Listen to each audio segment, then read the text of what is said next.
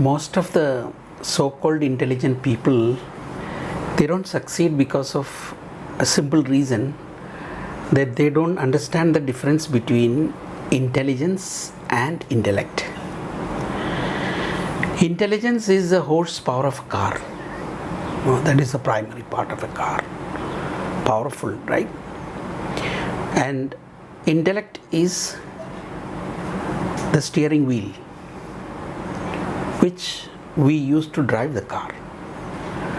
So you are intelligent enough doesn't mean you are applying that intelligence.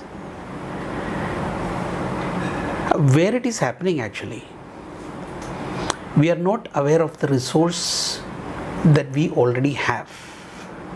I call it not resource, I call it resourcefulness, because this is so huge, it's just like the powerful horsepower of a car. It's all depend on how you're going to use that car, Those horsepower will be useful to you only if you know how to drive the car and how to practically use that engine, isn't it? So here there are two aspects. One is that we have to realize the fact that we are operating from our normal self, which is very limited.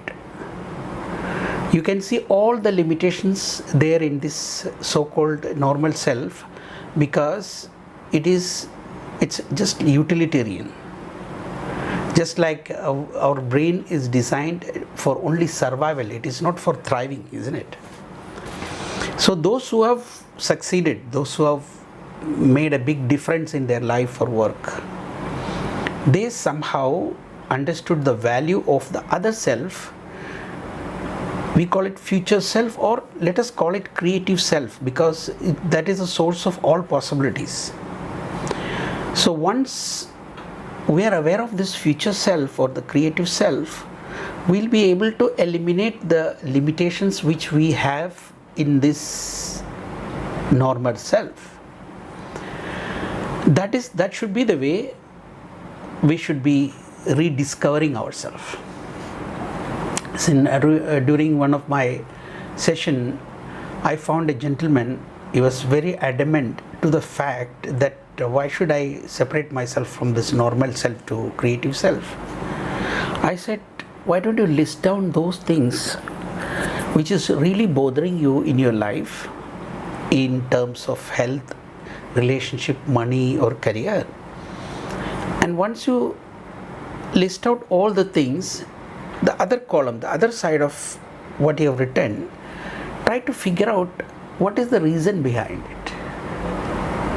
If you're truly seriously interested in it, you will see those limitations which we have learned either in a childhood or from our friends or relatives, anybody who has influenced you during the course of your life. So if you give that benefit of doubt there and slightly try to, become aware of the possibility, you will be able to move towards the future self, what we call the creative self. So everything we wanted in our life, anything you want in your life is not in your normal self.